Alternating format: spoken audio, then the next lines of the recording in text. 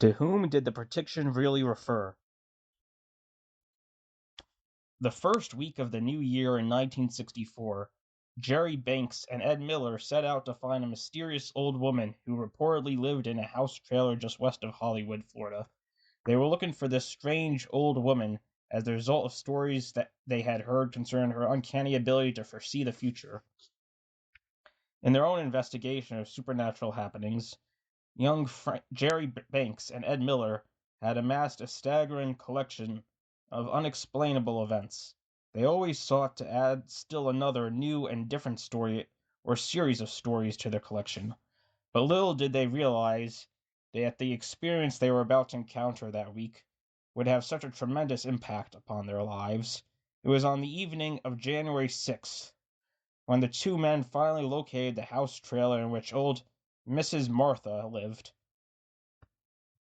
They introduced themselves and were enthusiastically welcomed inside by the kindly old woman who introduced them to her husband, aged 97. Old Martha's husband seemed remarkably spry and active, and it was hard to believe that he was almost 100 years old. Martha explained that her husband owed his longevity to eating, of all things, charcoal, along with wheat germ and honey and other natural foods. As a vegetarian, Martha explained, her husband's life expectancy was far greater than that of other mortals who ate flesh. But you gentlemen are not interested in our diets, I know, she told them with a twinkle in her eyes. You have traveled all this distance to find out if it's true what they have been saying about me.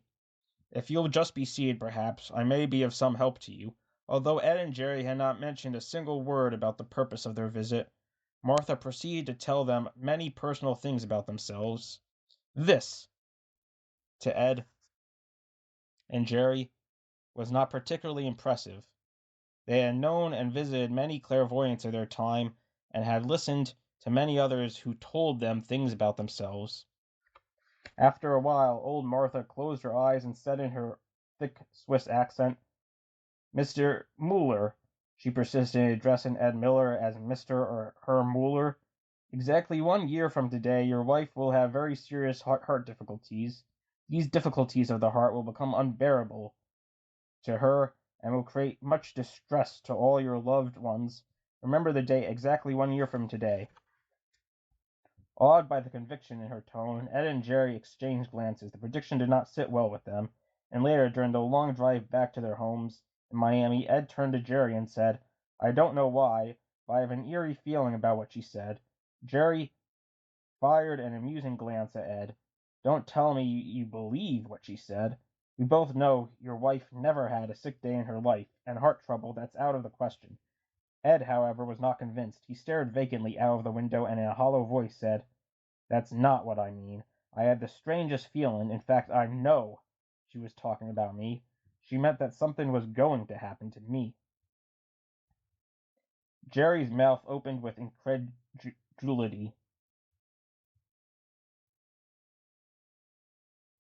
His dark eyes blazed. You're not serious, or are you, Eddie? Ed Miller nodded. He contemplated his old friend and replied, I was never more serious in my life, and though I know I've never had heart trouble or anything like that, she was predicting that something was going to happen to me.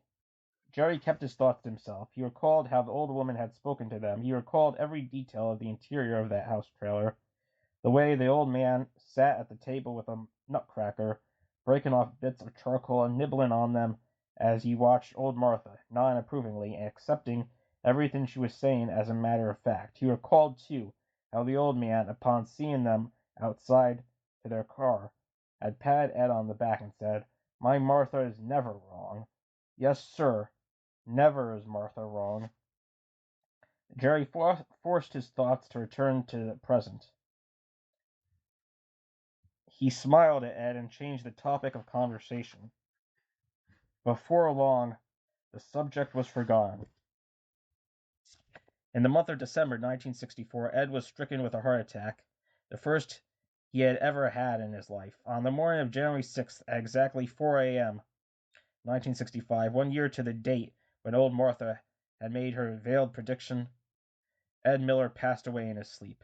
Jerry Banks, who had conferred with Ed Miller many times during the year following their visit to Martha, was convinced that his friend believed himself into a heart attack. Had Ed indeed willed himself to die, or had old Martha really seen into the future?